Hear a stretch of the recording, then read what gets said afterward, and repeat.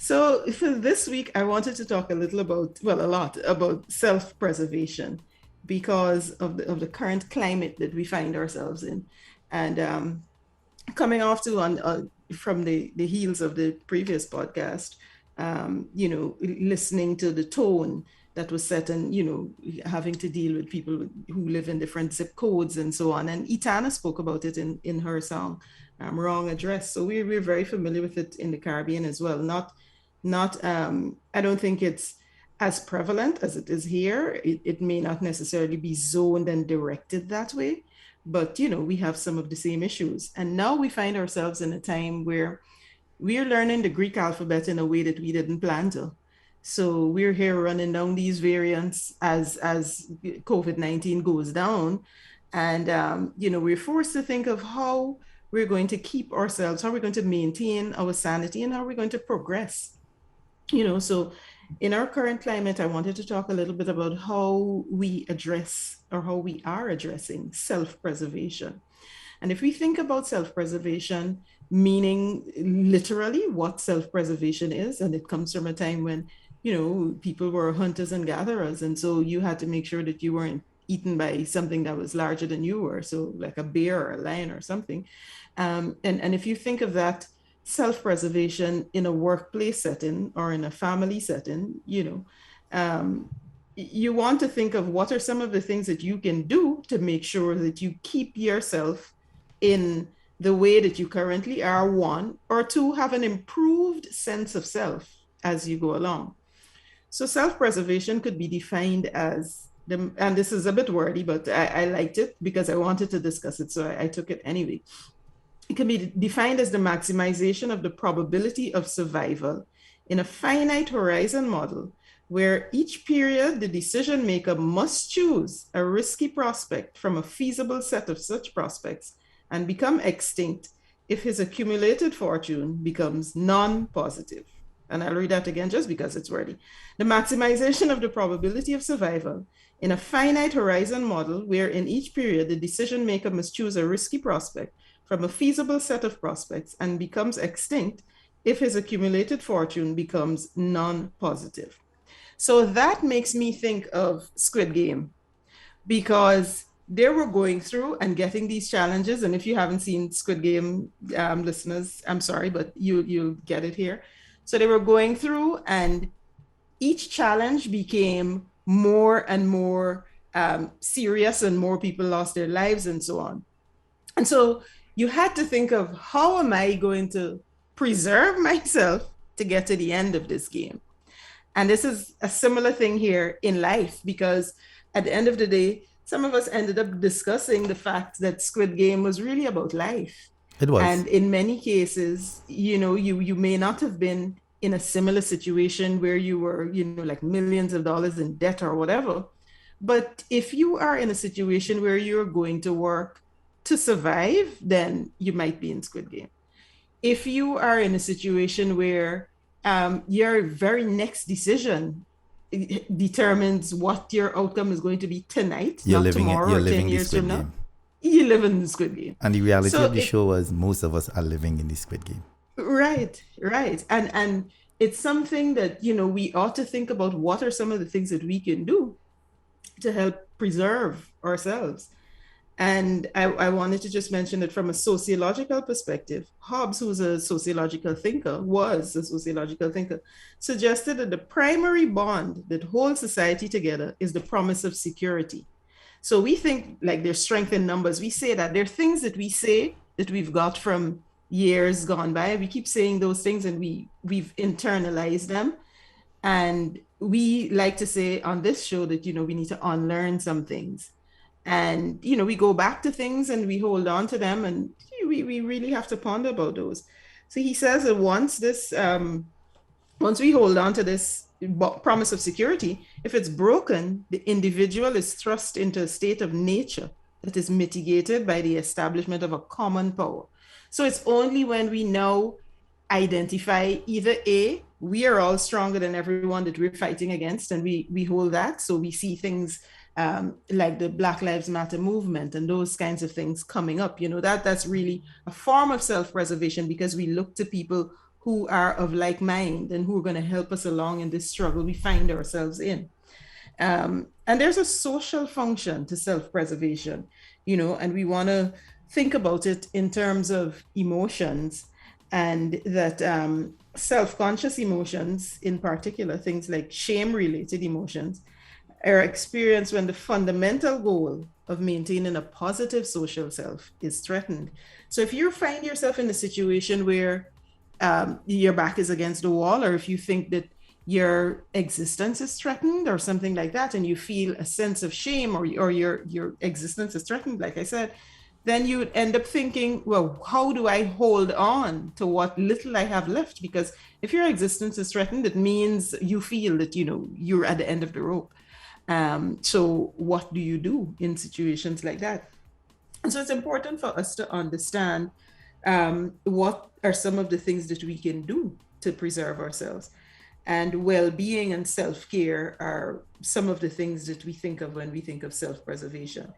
And in a workplace setting, one of the first things you'd want to do is minimize burnout, because you're in a situation where you're exhausted, because now, as we're dealing with this the great resignation, as it's called, people are leaving workplaces in droves because, they figure that something better could be done. They don't know what that something is, but they're leaving what they currently have because there must be something better. There must be a different level of existence someplace.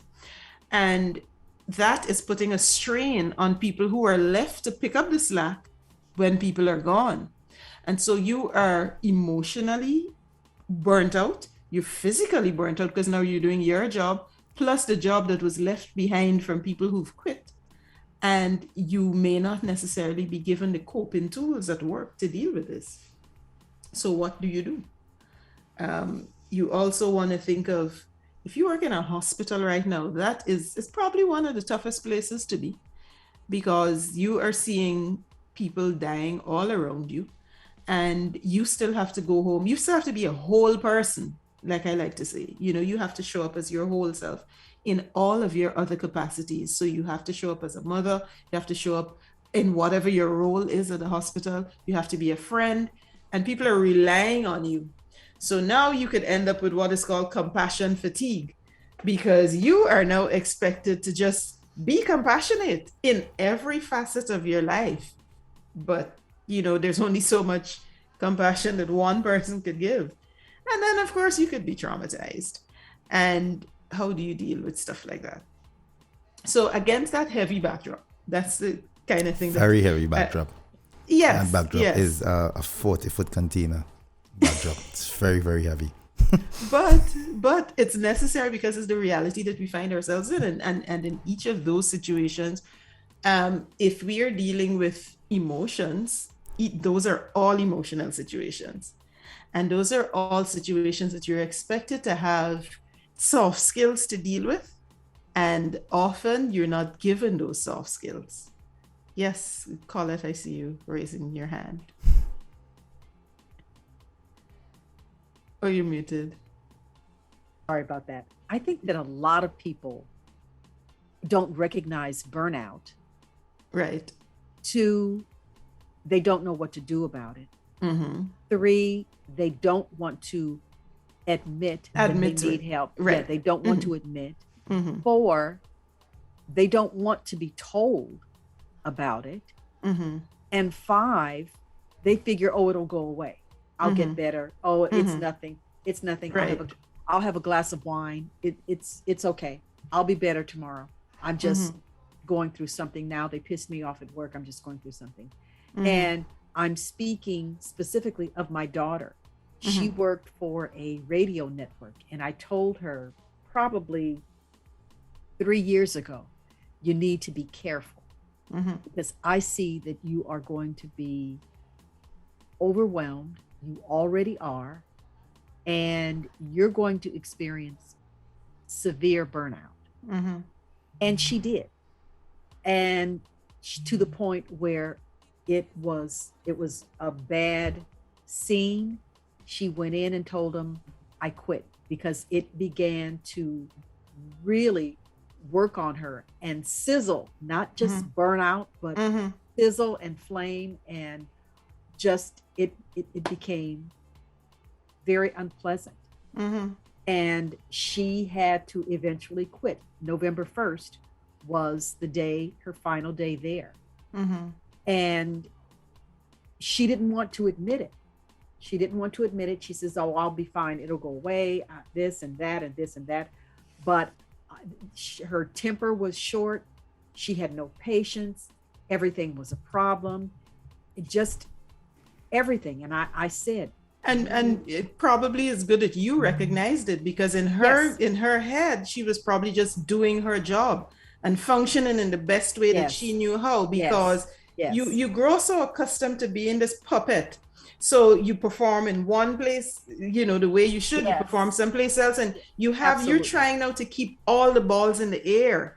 And that is Right. sometimes is a tough position to be in. Yes. And if you're in a situation where you're the breadwinner, or your salary is an integral part of the household, so you can't just stay home, then you oftentimes could end up sacrificing yourself and not recognizing it as burnout. You're probably like, oh well, we're a little bit overworked, and we're short staffed with it, and you begin to go around finding all these Yes. excuses or justification, Right. and you do not take the time to stop and look at self.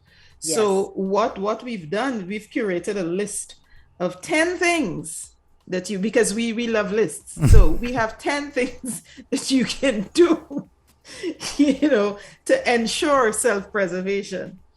And I will say that burnout is a concern for managers, because it could be physical, where you can actually see someone who looks exhausted. And if you're paying attention to the cues, you can see your staff looking exhausted and you can say something to somebody. If it's emotional, you may not know, because people they can still come in with a smile.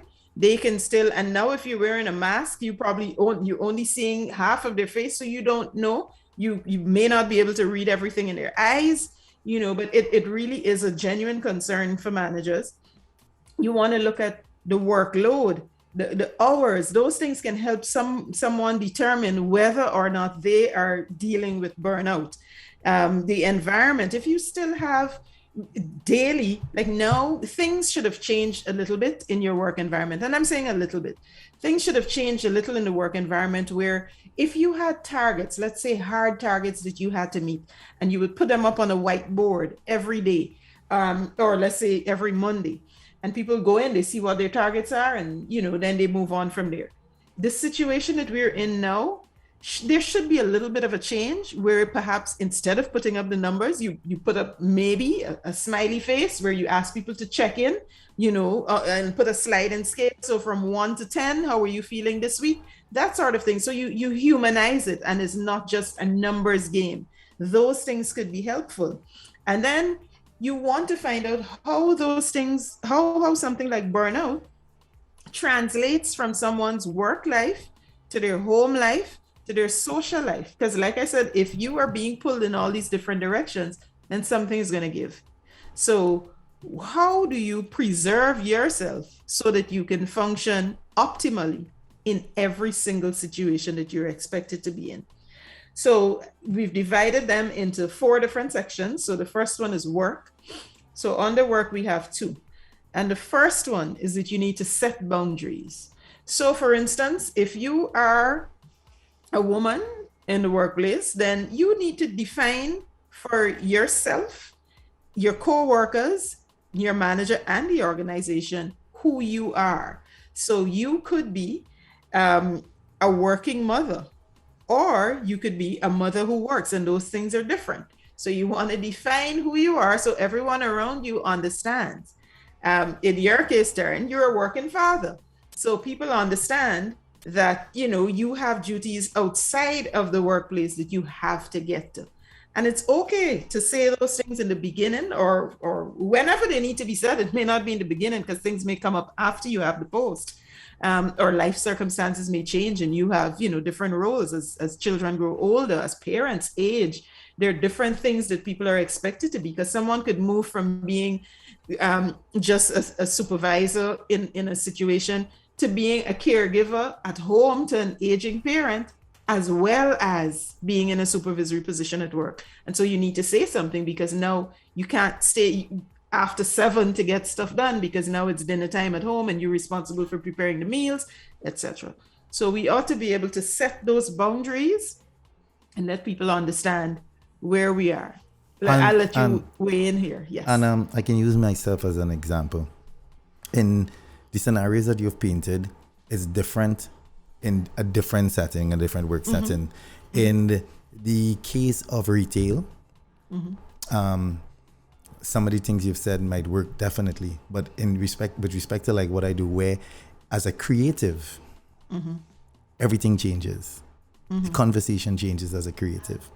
A creative that is burnt out, you have to remember, you can't rely on anything. Somebody who's in a retail space or in a workspace where you work for a salary, where whether you're burnt out or not, once you get there, at the end of the month you're going to be paid, or at the end of a fortnight you're going to be paid. But as a creative, the conversation changes. And I'll use me as an example just for the benefit of the listeners. I had suffered a major setback some years ago, back in 2016, when I had my daughter who was premature and my dad lost his legs. Everything happened within the space of 18 days. And I was still expected to be on air for 6 o'clock in the morning. And my routine started. I had to get up at 3 a.m.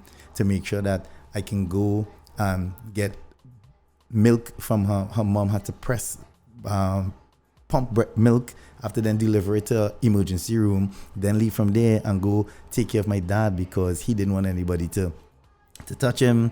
He was having some issues because he felt as though his man was gone. He lost his 2 legs at the same time. So he was going through some mental stuff as well. And I was expected, as you say, to be that person, to take care of everybody and still come on air for 6 o'clock for the people who listen, who need to have that smile in the morning and go to work. And I had to do it with a smile on my face, when at the time there was no room for a smile. And you had to do it. So one of the things that we pointed out, you said boundaries. Boundaries, in a case like that, I didn't need boundaries. The next point is what was needed, asking for help. People need to get comfortable in asking for help. And in that time is when I realized, that was my personal experience, when I found out how important asking for help is. Because I was able to articulate how I was feeling to the right people. And they were able to say, listen, bro, this is what you need to do.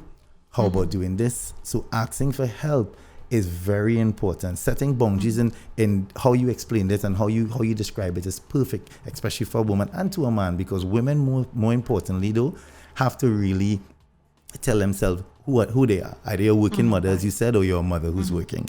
And men need to also do that as well, because there are some instances where you save the balances, and their work-life balance is something we talk about all the time. If you're not willing to compromise, yes, you want to be the best employee ever, but you also want to be the best father, the best husband, the best provider. And you can't do that if you don't have balance, because sometimes you might just have to tell the workmates, listen, I can't go to drink this evening because I've already made plans and I have this nice dinner set up for the family and I want to do that. So that is important. So we have to be careful when we speaking on, especially where work is concerned, because especially in the new world, there's so much different types of jobs now. There are people who now forced to work at home, but their home life was never good. Right. You understand So what I'm they saying? are having a tough time. So they're having a tough time because they work to avoid home. Yeah, exactly. They stayed out. Now they're forced that they have to work at home because of the new laws or whatever. Yes. So they're battling with too. Yes, they're still employed. There's people who are employed, gainfully employed at home, but they're dying inside because home is not where they want to be, because home either is not safe, it's toxic, it's abusive. And these are the things that's going on. So in a case like that, how can somebody set boundaries there? It's going to be a little hard. So you then have to ask for help. But who do you ask for help? So this is where you have to be. So we on the right track. These are the things that we really need to go on. That was 2 of the 10. So we can move on. Right. So the next set fall on. Well, the next one actually falls under spiritual or religious, and number 3 is meditation or prayer. And I say meditation or prayer because people are given to different things and people have different beliefs. But you want to find something that centers you outside of yourself. So that may be, and meditation is different for different people. So you could sit for 10 minutes and have your mind be blank. You could sit for 10 minutes and have a mantra that you say. You can have several things that you say. You can listen to a particular kind of music that is soothing and calming and whatever. But it is meant to get your spiritual self to understand, hey, there is something greater than me. So that is number 3. I do. Mine is music. I just want to share that with the people. And you know that I listen to gospel every morning from 4 o'clock. That's how I start my day, and then I go for my morning hill run. So you have to find what is best for you. Something that works. Yeah. Yes. The next set come on the physical. So on the physical, number 4 is rest. And I think that we often disregard, how important rest is. And I had this conversation at work yesterday where I was saying to somebody, perhaps you need to rest. He's like, no, I'll sleep on a bed. I'm like, no, that's not something how we this need to works. unlearn as well. That's a West Indian thing. Sleep till Yes. sleep Yeah, is meant and for when he you're is dead. West Indian. It's a He West is Indian. West It's a West Indian thing. Sleep when you're dead. Yeah, and we push ourselves to the limit most times, and it's then when you're overly exhausted and you try to pull back a few things that you realize, wow, I needed that break. But as I said to him, if you don't stop the rest, then your body's going to do it for you. And sometimes that's a bit of a hill to get back up, because when your body shuts down, it really shuts down. And if you keep going and going and going, there may be a little bit of a problem. So number 4 is rest. Number 5 is exercise. And some people don't like to hear the word exercise because they immediately think of this drill sergeant and all the things that could go wrong and having to do burpees, and that sort of thing. Burpees are nobody's favorite. And burpees don't like us either. But, we have to, you have to exercise because it's proven that exercise is good for mental health. So not just physical, but exercise is also good for your mental health. And so whatever it is you do in terms of exercise, you can do something really simple, like just getting bottles of water and doing like arm curls. It doesn't have to be 10-pound weights or 25-pound weights. You don't have to go to a gym or whatever, but you need to do something physical that allows you to blood bring your circulation. mind into a self-care space. What's that? That's for blood circulation. And a lot of people use the excuse that I don't have time because they Right. they always don't have time to exercise because they don't understand But- the importance, how important it is in their Right. daily life. Yeah, but if you're in a workspace now, you can ask for like a standing desk. I'm pretty sure that your boss or supervisor, manager, whomever is not going to say, no, absolutely not. You can't have a standing desk. Just so you get your circulation going. There are little things that you can do to have things like exercise incorporated into your daily routine. Number 6 is another big one, and that's diet, because really you are what you eat, and I think we could spend a day talking about dieting, but it's not about being preachy, but these are things that you should consider when you're thinking of self-preservation. So if on more than one occasion you've had to visit your doctor and he's told you that your cholesterol is high, and you have not taken the time to actually consider what makes your cholesterol high or what are some of the things that you could do. If you're diabetic and you don't take the time to figure out what are the things you could avoid or what are alternatives that you could replace, because sometimes we think of what we have to give up, but what are we going to gain? Because self-preservation is really about staying here for the long haul. So what are some of the things that you could gain by making slight changes in your diet? Think about your family. What about, what's that? Think about your family, because Yeah, exactly. as you said, Exactly. self-preservation, what you can gain more time with your family if you take care of yourself. If you could make a simple change, like if you like fizzy drinks, and you can have fizzy water, flavored fizzy water with 0 sugar. So, and it may not have to be flavored at all. If the fizz is what you crave, just regular fizzy water could be nice. And that is something that is simple, doesn't cost you much, might not cost you anything more than you're actually paying now for all the carbonated drinks, but your doctor might be happy. and then Your body will your be happy body as will well. thank you. For sure. For sure, your body will Yes. thank you. Yes. So your diet. Also, if you can look at things that might be organic, and I mean it's funny to us that those of us who lived in the Caribbean or who live in the Caribbean still, when we hear people talk about organic food, because everything we eat is organic if we grow it.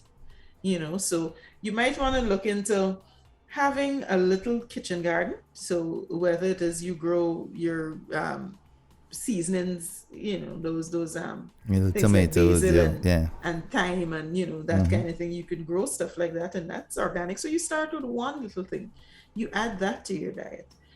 You swap out, like I said, your fizzy drinks for water.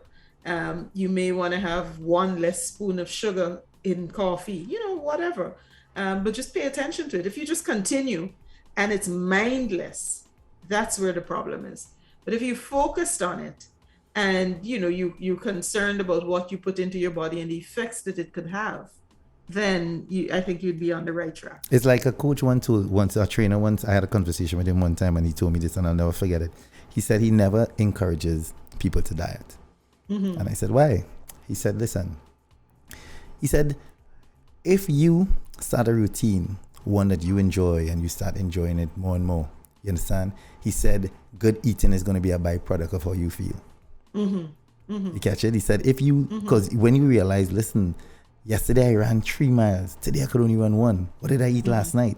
You start to tell yourself, oh, that's why it slowed me down. So he said, automatically the byproduct of you wanting to work and wanting to get better will be, it will automatically send something to your head to say, listen, let me do eat this, let me do eat that. So he said he never encourages it. He tells you at the beginning, you eat whatever, man. But he trains you so that he really trains in your mind. He says, so when it gets to a point when you realize, nah, let me do eat that again, because I cannot go there tomorrow and not do these things. And he motivates you in such a way where he wants you to get better. So I found it to be a real brilliant program when I first met him. And when you think about it, not every trainer does that. Some people get into this business and it's like, this is all about, you come by me, I train you hard and you pay me and you go your way. He was really connected to the people he trained, and I studied with him for quite a while, and I found it was real interested in his methods, and his methods work. It's a little longer because that's when he also taught me about the bounty scenario, the bounty paper.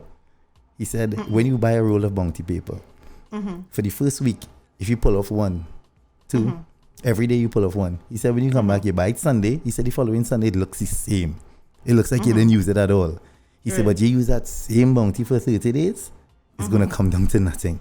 He said, that's what losing weight is, doing it consistently every day.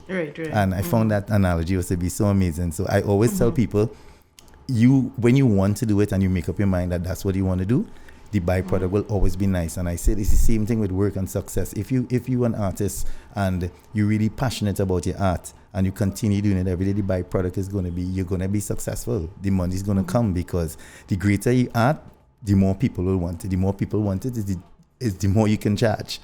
So it's like a natural progression. I just wanted to mention that when you spoke about the fitness and trying to get it, it's about you really wanting it. And that's some of the things that you have to do. You have to also want it. Absolutely. Yeah. Absolutely.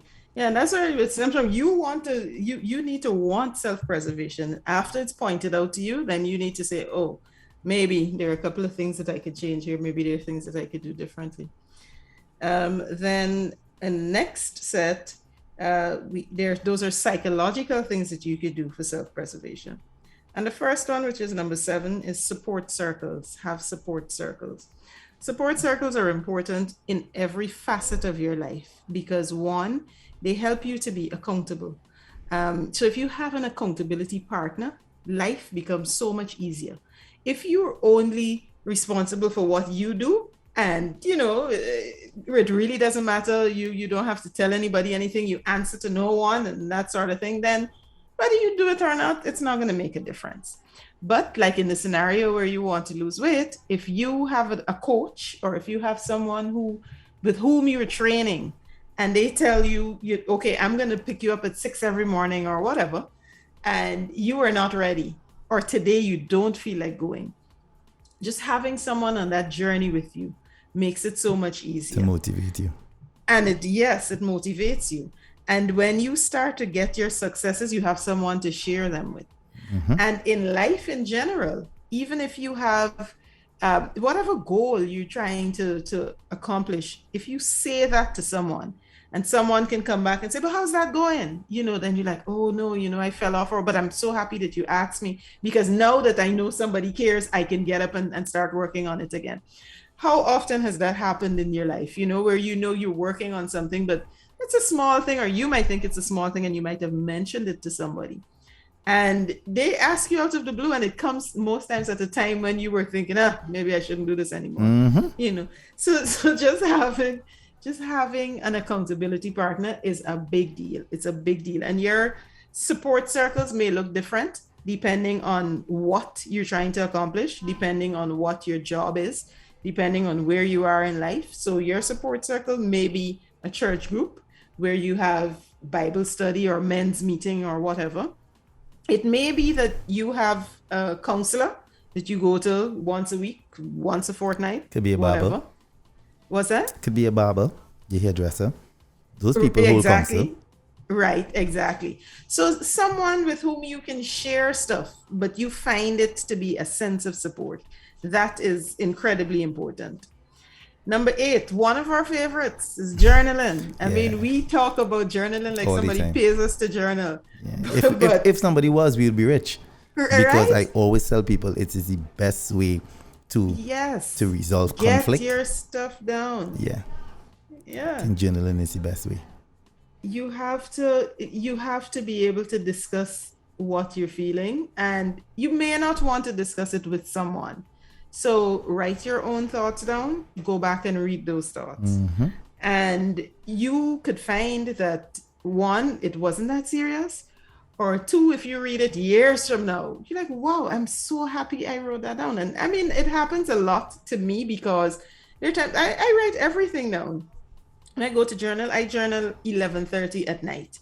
And I have an alarm on my phone that says journal. So by 11:30, my day should have wound down, it'd be almost in the next day at this point. And so, I jump in, and it's digital. So I log in and, I type specific things about the day, how the day went. I try to be present in my day.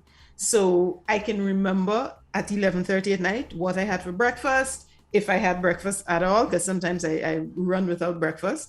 Then, how my day went, talk about my drive to work, whatever.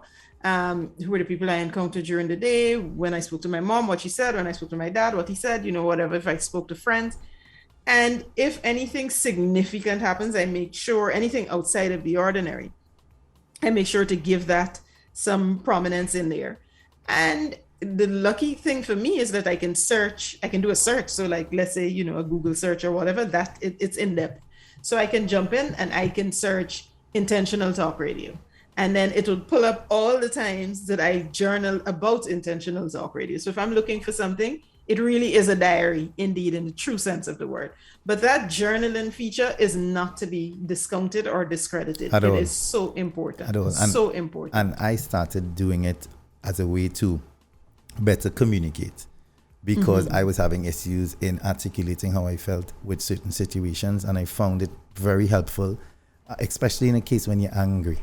I think it's great for conflict resolution, where instead of answering someone in the moment, if you know you're upset, go write down how you feel in that moment and revisit it before you answer them. And sometimes inside there you can realize that, listen, as you said, it wasn't really that important, and maybe I took it the wrong way. And you can ask the right questions. You can then go and express how you feel the right way. So you eliminate the conflict that you're trying to avoid.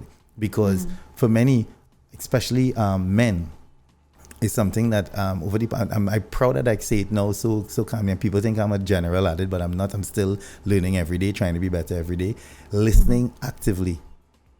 That was the end of our 2-part series. Thank you guys so much for joining us. Check us next week for a brand new episode of Everyday Lessons Now. That is not really the right approach. That is not, that will take us into the next one, which is what we talk about all the time, to being self-aware. So when you are self-aware, you could then tell yourself these things, and that's what. So journaling and being self-aware kind of comes hand in hand, because you're self-aware enough to know that you can journal, and journaling kind of takes you down a notch So when you reread what you've been feeling, it kind of brings you down and make you understand exactly how you're feeling in the moment. And as you said, in the present moment, because a lot of times we don't enjoy the now. We so anxious to finish the day, to get to work or to finish work or to do what needs to be done. We don't ever stop and appreciate the now, the littlest things. And exercise that I always encourage everybody to do is the thankful, like the grateful exercise. At least 1 or 2 months per year, you put it aside and you write down every day 3 things you've been grateful for in that month. And then leave it alone, don't look at it, and go back halfway into the next month, go and read everything that you were grateful for the month before that. And I'm guaranteeing you, it's going to be an eye-opener. You're going to smile with yourself. It's going to be like, you hear the trumpet horn, the saying, the trumpets, you're going to hear these trumpets, pam, pam, and you're going to feel like, wow. And when I first did it the first time, listen, I cried because it was such a beautiful moment when you realize, listen, this exercise is amazing. You can actually go and watch to see the things you're grateful. And I'm talking about the littlest of things. You might have been in the supermarket and there was something you was looking for. And there are days when things just happen. Like you leave the home to go to the mall. You pull up in the mall, you get the pack that you wanted. Right. You come out, you go into the store. Oh my God, as you walk to the register, you're the first person in line and you're back out. That is something to be grateful for. We take it for granted because it's less like it just happened. It's a small thing. But you write that down and you revisit that a day when you're having the worst day ever and you read, last month on this date, this is what happened. It's going to put a smile on your face. So And there are times sometimes when you're doing that exercise, sometimes there are days when you struggle. You're like, well, what am I really grateful for today? And then you start to write things like grateful for waking up, grateful, because now you're reaching. Yeah, you're reaching. Right? You start to reach. Yes, it happens. Yes. It happens. By the 8th or 9th day, you start to go, what am I grateful for today? Okay, I got up. Okay, I got up. And you start to, you're like, okay, but when you really think about it, right, there's always something to be grateful for. And that's probably the first thing you should be grateful for, waking up. So maybe we ought to start with, I woke up today, and then things get layered onto that, and then those things actually become so much easier as we go along. But as you were saying with self-awareness, if you think of who you are in relation to every situation that you find yourself in, that's where you can really look at how self-aware you are. Are you able to see yourself like looking at yourself in a picture frame? Oh wow, I could have moved a little to the left, or I did that, or whatever. You're able to analyze and sometimes overanalyze, which could be good. It helps you to understand who you are in relation to every other role that you have to play in life, or a role that you are playing in life, and being able to see how you relate to your co-workers, your family, whether you are being selfish or you being overbearing, or any of those things. You want to make sure that you check those things at the door, because now you realize you are related to someone else or to something else, and it's not just about you. So that self-awareness is incredibly important if you want to talk about how you can work on self-preservation, determining who you are as a person. And number 10 is accepting the things that you cannot change and being okay with that. And that is sometimes a tough one for people, because you see all these memes about, I can't accept the things I can't accept the things that I won't change, so I'm going to change the things that I accept. There's so many ways that people go about it, but you have to be okay with understanding that not everything is going to go your way. There are things you're going to lose sometimes, and you need to be okay. And you need to be okay with it. And you need to be okay with that. So you have to train your mind to understand this is a fight that maybe it's not worth all the marbles. One of life's hardest lessons. And listen, I am somebody who's going to wave that flag for that in particular, because as a man, a lot of men, and we have seen it, especially in not only in the Caribbean but around the world, where relationships are concerned, they can't accept parts of it. You understand? Like you in a relationship with someone, and it gets to the end, and somebody's articulating to you why it's at the end, and you can't accept that it actually is the end. And I employ everybody to sometimes just take 2 steps back and really look at it, because accepting something that you can't change is very important, and you need to be okay with it, because that too is okay. Losing is okay. We need to encourage people, and as a parent, you have to know how to articulate that to your children, that if you did not, and I just went through a whole, and you know that, like a past 2 months of trying to let my daughter know that it's okay to get the second choice as opposed to the first. Right. You understand? It's Right. very important to do that, because you can, if you're not careful, that too can leave you down a rabbit hole that it's hard to come back from. So I encourage everybody to really don't try and change the words of it to fit your narrative. That's the memes Right. you're talking about. They try to change it Yes. around to, okay, well, if I have to do this, let me do this. Right. No, that's not what it is. You No. have to be able to accept it, because there's some things we can't change. Cannot change. That is one. Some people have not gotten over the losing somebody, and that is hard. And something my dad told me, and I hold on to it all the time. He said it very, very early in my life. He said, a man's job, I don't know how true it is, this is something he told me, a man's job is preparing his children for his departure. And when you've done that, you have fulfilled your 3 scores and 10. So I don't know how true it is. It's something that but I am looking into it now. But the more you think about it, is if you can really live a joyful and fruitful life with your family, and get your children to the point where they feel, yes, I've enjoyed can my move on from parents. here. I had everything I could have learned or get from them. I got it. So if I have to say goodbye now, I am okay with saying goodbye. It's hard. It's morbid to talk about, but it's the truth. Of course, but it's not something that we should shy away from, because death is a crucial part of life, as Edwin sings. Yeah. So we have to be able to deal with that, because death is a part of life, and we have to look at the hard parts with the easy parts. So those are some of the things that we have to look at. So I would just want to recap what we spoke about today, because we were talking about self-preservation, and self-preservation in the literal sense, making sure that you're actually still here, during everything that is going on. You want to be present. So we want to encourage you to have active participation in whatever it is you're doing. And people like to say, unless of course you're giving blood, then you don't want to give everything. But yes, that's probably the only time that you don't want to be 100% there.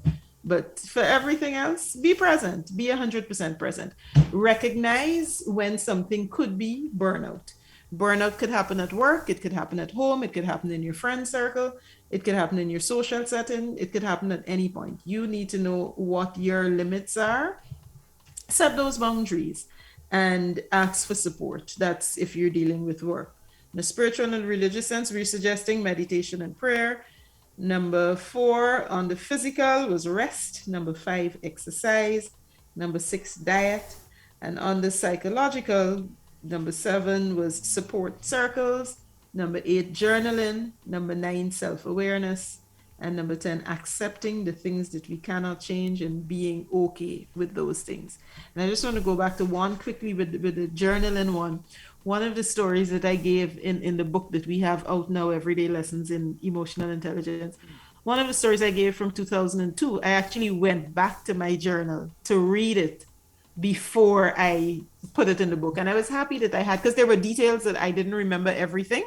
So, I was able to go back and see what I had written and how I felt in the moment in 2002, and then mention that story. That's the story where I say I learned self-awareness.